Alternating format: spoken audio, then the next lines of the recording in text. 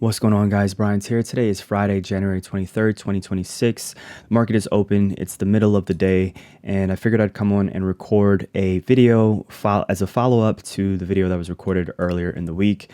This is how the trades have turned out that I shared in that video as some potential trade ideas.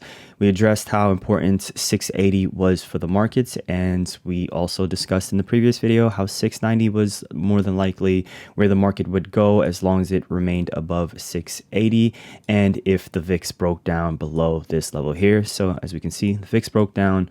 Markets did rockets. There was a catalyst related to Trump, but there's always going to be some sort of catalyst.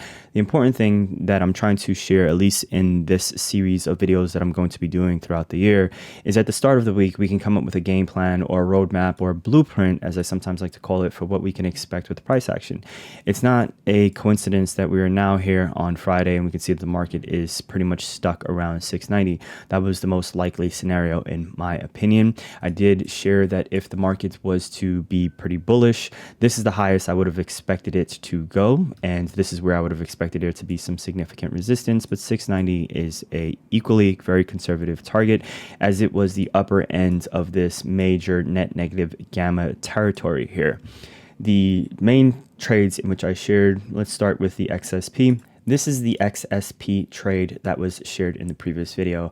I marked here in my notes as Monday, but I meant to put as Tuesday as the market was actually closed on Monday. So from a Monday to Friday, I took note of this here yesterday when the markets closed, which was Thursday. The trade was actually up close to about 100%. 100% return on a trade like this is excellent in my opinion. The drawdown was never really that bad. So if we look at January 20th in the morning, let's take a look at the price history here. January 20th around in the morning, so from $1.90 at one point it hit the lowest of about $1, and that was actually when the markets did break down below 680 and things were looking relatively dire. But I also shared in that video, again, it's not, the whole point of this too is to show that I'm not predicting the future. I'm in a sense explaining possible scenarios with experience that I've had in the market, as well as the tools that I use, specifically in this case here, gamma exposure, and the scenarios in which I've seen played out many times before. I mentioned if the market was to break down below 680, if the following day, if it did break back over 680, especially if it was up over the 2-day anchored VWAP. You guys know, again, I've been talking about this at this point, it must be about 5 years or so on this YouTube channel, about that gap up over the 2-day anchored VWAP. After a downtrend, it's usually going to be a good sign. I don't remember where the 2-day anchored VWAP was in the afternoon on Wednesday, but the important thing is we can see the markets did break above 680, even though it did retrace, it did hold it. So what's interesting is it was forming this bear flag just as the catalyst came out and the markets did skyrocket. We can believe this catalyst as we can see the sentiment from traders and algorithms in this spike in volume here. The important thing is that the 680 level was holding even before the announcement. That means with a pattern like this, once you see something like this in a hammer candle, and we can see that the buyers are being aggressive and they are defending 680, that means if you decide to get long anytime within this hour here with your stop loss below here, you know to target 690.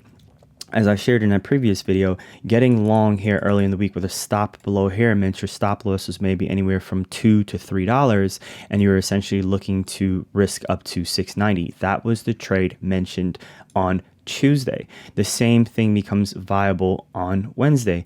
If this key level is holding and you decide to get long anywhere around this level, your stop loss is below the previous day's low and you are targeting this key level of 690. These are great risk to reward setups for swing traders, and they're not that complicated, guys. Your trading does not need to be that complicated, and you don't need to overtrade, especially once you establish a significant level like this. It is generally going to be a gift when the market is participating around these significant strikes, because it improves your conviction and it can give you more confidence in your trades, especially when you can identify what's likely to happen before it happens. It means you can visualize it the previous day. When the market closed on Tuesday, we knew what to expect coming in for Wednesday. Look for a potential gap up. I shared that I did not think the market was going to be below 670 this week. It was unlikely that it would close below here, so I was not expecting it to be below here, which means if the markets did go down early in this week and it was below 670, I would have been targeting 670 and above for the end of the week. So anything above here was the likely scenario.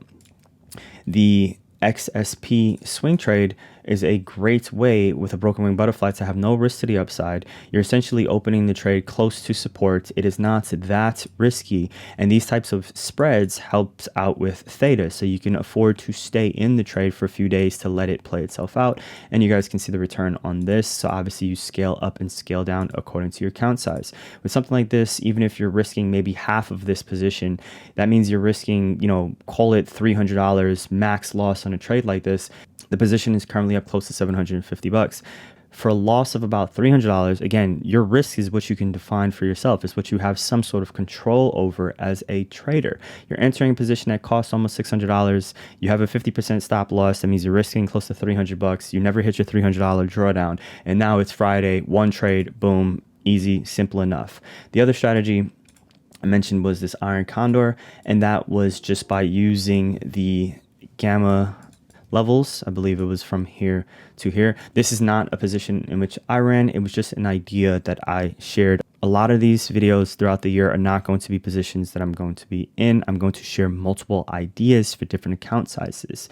I decided to take this one on Wednesday, and this was the main trade in which I'm actually in for next week. So I'm currently down on this one, but I'm going to swing it over the weekend. Before the market closes today, I'm going to likely open up an XSP broken wing butterfly or something like that, just to extend the profitability zone, because I do like that now this has some room to the downside if the market was to pull back. I'm not in a crazy amount on this. I'm only in 2 lots actually, so it's not very risky for me to hold over the weekend. But this is the actual trade that I decided to take out of all the ideas I shared, as well as the XSP swing trade that I've already realized the gains on this. So the iron condor, for those of you that like iron condors, it's equally doing well. The max loss on this is conservative. I'm doing my best to show an array of strategies that don't require a lot of capital also. These are types of trades that you can run with even a 10K margin account, which I think is a good sweet spot for beginner traders. And if you're risking maybe 50% of something like this, that equally means your max loss is $450, which is large for an account size of 10K. But if you have aggressive growth goals, realizing $600 today is a 6% return on your account, which is equally incredible. So obviously high risk, high reward, but for the most part, in the grand scheme of things, for most traders, taking a $400 loss is not the end of the world, unless of course your account size is under $5,000. That is a major loss. But if we take a look at this trade here, this is equally shared from Monday. Look at the drawdown on this, guys. We're not, this is not that painful. This is even with a volatile week like this, where the markets did breach down below the level, and then it did gap up and then rally, and then broke back down below the key support level. Look at your P&L curve throughout the duration of this trade from Monday morning, when the trade was first shared or saved in option strat as a concept. Look at the drawdown. That is the drawdown from here to Wednesday. I mean, not even Wednesday. This is within the same day to Monday. And then by Wednesday, the trade is, it's doing well, even as the market broke back below 680, and then it was just straight profit from there. And obviously at this point, there's no reason to hold a trade like this. You should already be out something like this. Excellent trade in my opinion. Iron condors like that are great. Then I shared this one, which was what I said would be a very safe way to approach this type of week, as this was a broken wing butterfly, but going with the following Friday expiration. This was the max loss of $1,000, and I had demonstrated how it had a lot more room to the upside. My bias was to the upside. I don't care what, it's going on in the world half the time. If I see the data and I'm looking at it, they're going to come up with some excuse. Something's generally going to happen more times than not.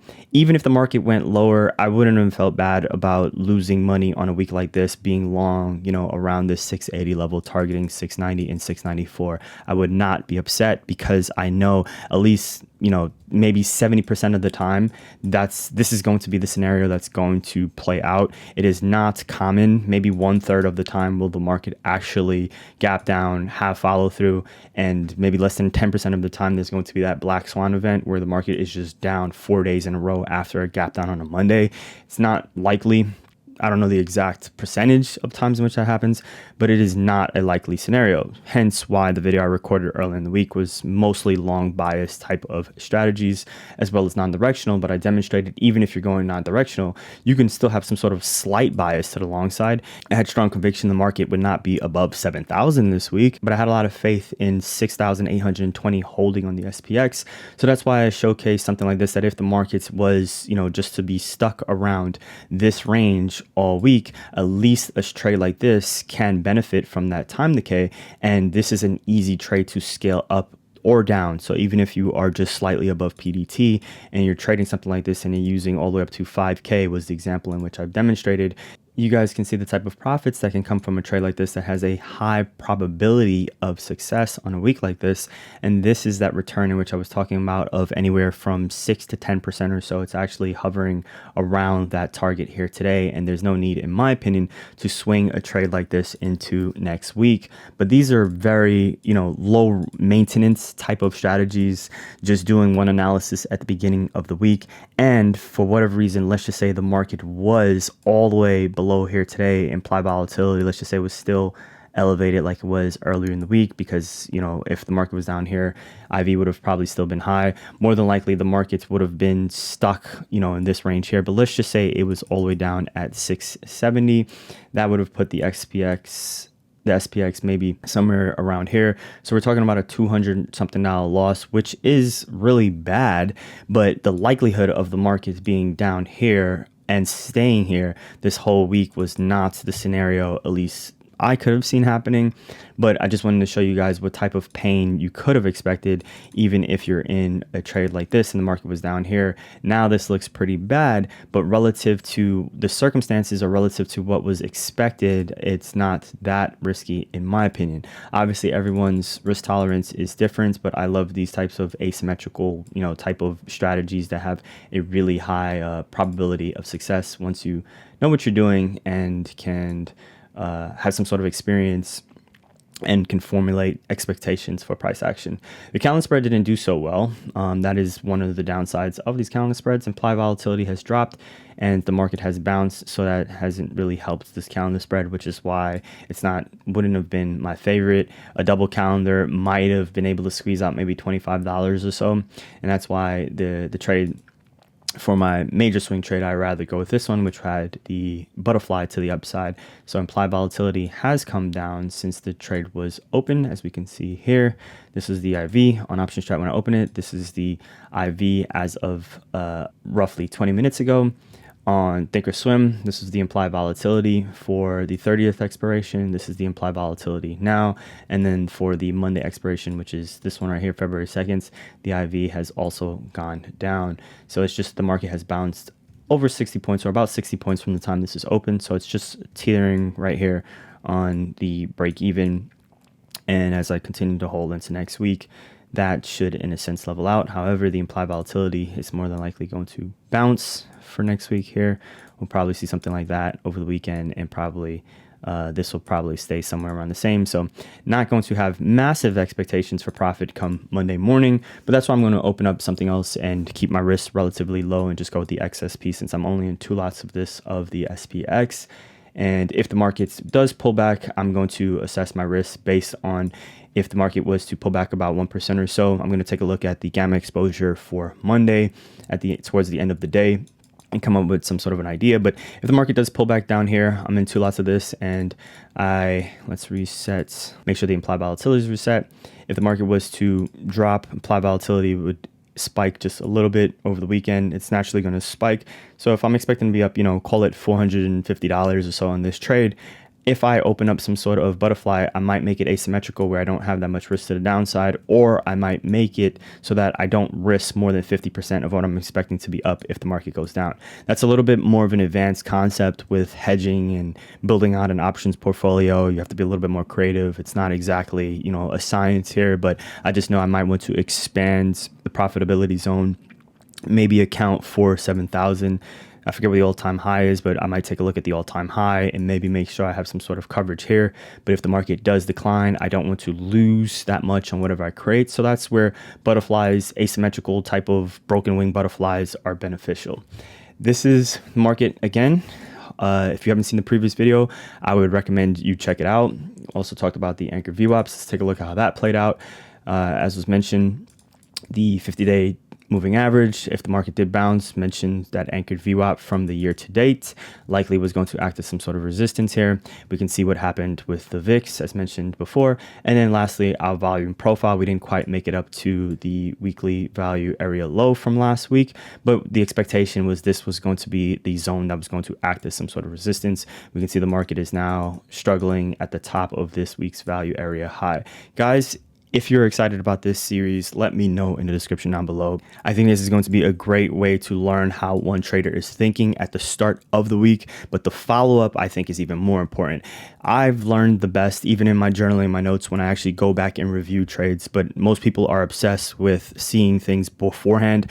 I don't really think you learn that much. I think there's actually more value in reviewing as well as journaling. So consider this type of video maybe a journal entry, as we are taking a look at the trades of how they played out. Whether these trades were mentioned or I shared these trades at the beginning of the week is irrelevant, because you can always go back and actually take a look at what you would have ran at the start of the week. That's the whole point of back testing. So even if we didn't know what would have happened to price action and you just took a look at the gamma exposure profile and some of your other data at the start of the week, you can ask yourself hypothetically, what would you have ran? You have almost an infinite amount of possibilities of doing that in the past, but for the future, we have to wait for next week. And if you're just constantly waiting for the week to come up, you're limiting how much you can actually learn by actually going back into the past. So going back to any previous start of any week, looking at some data and then thinking hypothetically, what would you have ran, is a great way to expedite your learning process. So a video like this one, even if again, these trade ideas were not shared earlier in the week or thought of early in the week, this is where you can go back and say, hey, what would have been the way in which I would have want to execute this trade? Maybe it would have just been a butterfly targeting 690. That would have been probably the ultimate case here, but then you have to weigh the risk and reward, the pros and the cons. Leave a comment down below if you enjoyed this video, like it, share it if you've learned something, and I'll catch you in the next one. Thanks for watching.